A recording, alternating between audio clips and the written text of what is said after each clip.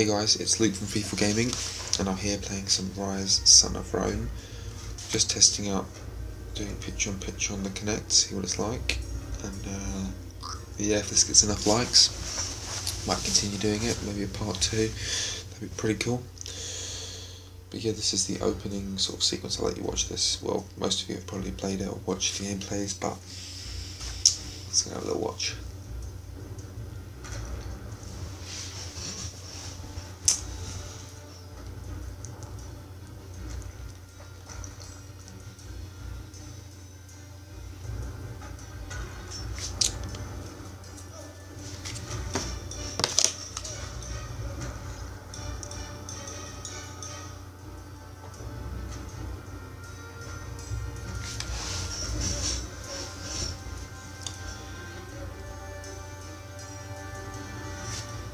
As you can probably see in the bottom right, it gives me the chance to skip, so I've played through this campaign before. But I'm not going to skip it, obviously, because some people might want to actually watch the cutscenes. I think the cutscenes are amazing in this game, but it's up for you to judge.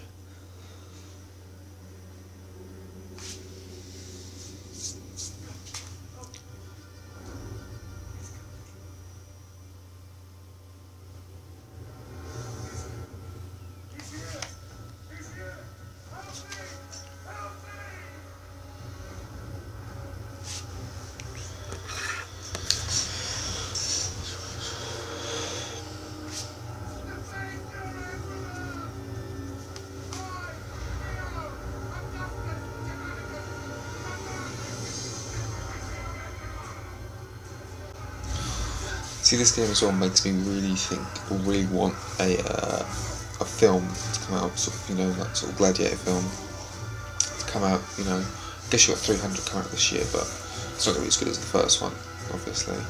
Well, it might be, but you won't expect it to be. Anyway.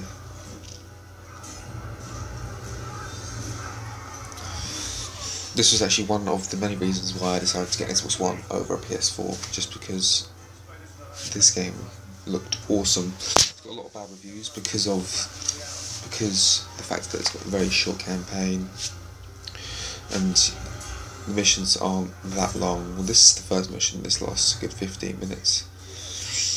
But yeah, you're gonna run, as you see now, it's gonna run through some of the tutorials for those of you that haven't played the game. Just get the basics of the controls. Sneak attack.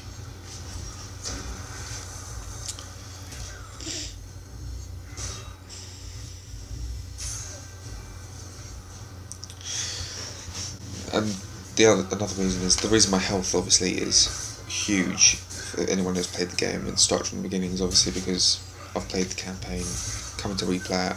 I've upgraded pretty much almost everything, so when I come back to play the first missions or the start of the game again, my health will be huge, my focus will be big as well.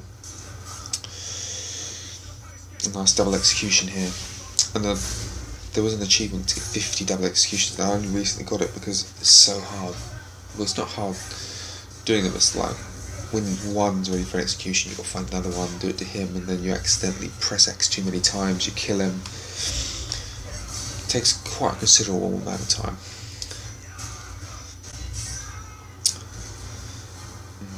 I also came to realise that with the perks, with the executions, I only came to do health regen because that's nice. Health regen because I wanted to obviously recover health. I didn't realise that with different perks you get whole different set of executions almost. So I was there pretty much the first playthrough of the whole campaign, sticking on health regen, getting the same execution over and over again. Well, not the same one every time, but you know, the same sort of string of executions. You know, the executions aren't bad, but getting the same ones over and over again. And that's when I discovered if you change perks, you get different ones, obviously from what you've unlocked or upgraded. So that was a kind of a relief when I played through some of the campaign again, because there's some missions that, this mission's the first mission, but there are some missions that are just visually stunning and great to play. So we're still on the first mission. Oh, the idea for these walkthroughs is probably the amount of time. I was surprised at how much time this mission took, really. But the whole plan would be a mission for each walkthrough. So there's 8 missions, so 8 parts. If it goes that far. Very cinematic, this game, if it goes that far. And but yeah, people said the campaign is short. I think it's the lack of missions, really, because the missions, like this video, is about around 15 minutes, which you could say is short for a mission, but it's the first mission. I think it's just the lackluster of missions available in this game, and the fact that the DLC for the game is just mainly multiplayer, which you can see why they're trying to promote the multiplayer idea, but I just think if the season pass had campaign add-ons, I'd definitely be buying it. That's for sure. Yeah, we're getting towards the middle, maybe, of the mission. It starts to get a bit heated.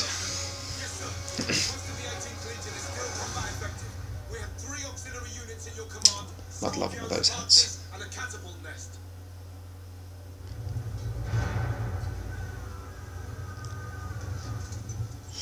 It runs you through the sort of formations sort of system you can do. I mean, there's only one choice here, but as further along as you go in the game, you can make multiple decisions. So there's one where you have some archers, and you can either face them on the top, shooting at the infantry, or you can have them on the ground, firing at oncoming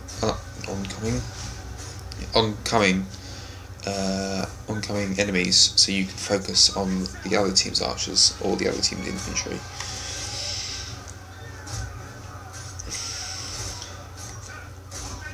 And you probably just saw the voice command at the bottom. I used my voice when I was playing it.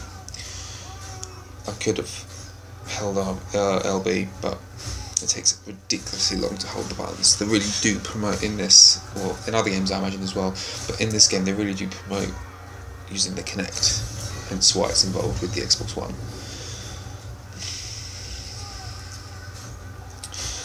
As first missions go in games, I think it's a good first mission. It acts as a tutorial, not only with the hand-to-hand combat, with the voice command and the formations, with the telling your men where to go. I mean, it's not obviously first missions are never the best missions in the game. Otherwise, the game you bought is just I mean, if the first mission is the best mission, there's not much point in it. Like, it's a game you don't really want, you shouldn't be interested in. Like in this game, I thoroughly enjoyed the story, just because, you know, it's, people have issues with the length, but it's something different, it's something fresh. You know, I can't remember the last Roman game that was on a console. I mean, you had Spartan Top Warrior, which was ages ago. That was great. But, you know, it's like you're paying homage to all the Gladiator and 300,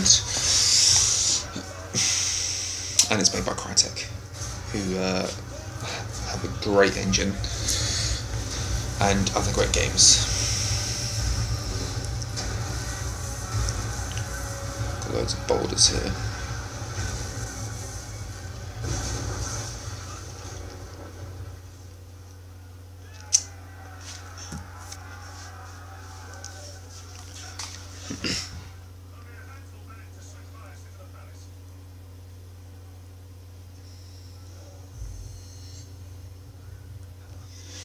Yes, as I said before, in this game you can purchase. I don't purchase any upgrades here because it's not my first time playing it, but you can throughout the game purchase upgrades. You can sort of buy, you can't really buy executions. You can buy the ability to do various executions with the in-game. I think you can buy it with gold you earn from multiplayer, or which you can buy in the game for real money. Or you get, I think it's Valor or something like that, which you get for doing certain games.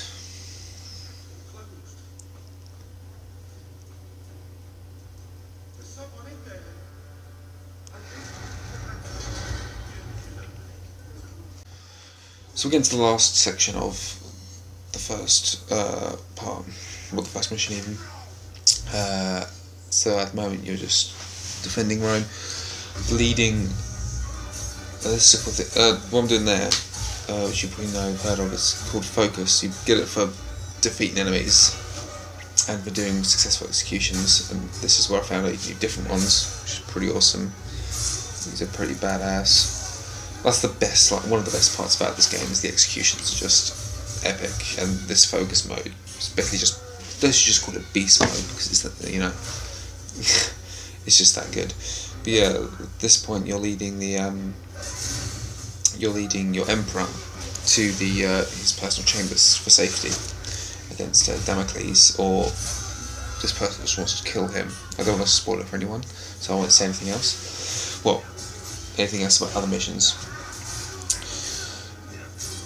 And it's sort of, if you played this game, you'll understand, but it sort of loops around. You don't realise it until you get towards the end, that the whole story just loops around into an arc, and you go back and you're like, oh yeah, this and this and this. Almost like a Christopher Nolan film, but not as in depth, obviously. But yeah.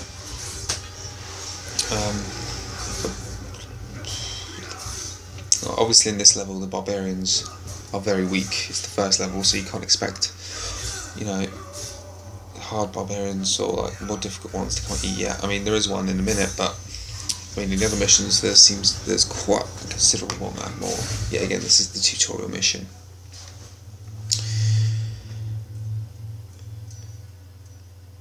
I mean, just the visuals in this game are absolutely stunning. The Emperor's a bit too slow. Come on. But yeah, Crytek have done a great job, even though they could have done a bit more to the campaign. And the multiplayer, well, I'll talk about the multiplayer more if, like, you know, this gets quite a bit of interest, because I just don't want to make them. And then, because if people don't like the first part, or that would not like it, but if people aren't interested in the first part, I don't want to bore them with more parts to this walkthrough. So it's like a test, something new. The picture-in-picture's new. Just want to hear your feedback, really. But yeah, this is a much harder boss, or barbarian, but as you can see I used focus to dispatch him pretty quickly. Which is the kind of the cheating way, but you know, you've got focus there, you need to use it. This is the final cutscene, so I'll let you watch.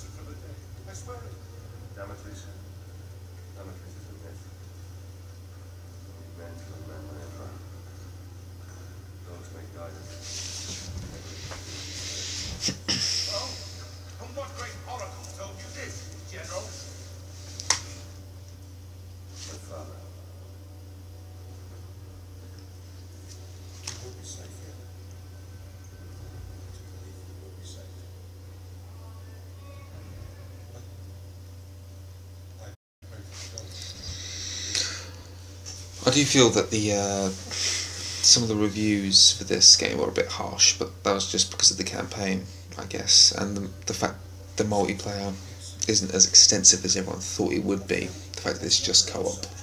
Well, it's not a bad thing, but you know, I can talk more about that in other videos. But anyway, this is it for this video. If you enjoyed it, like it, and if it gets enough likes, yeah, I'll continue it. Thanks for watching, guys.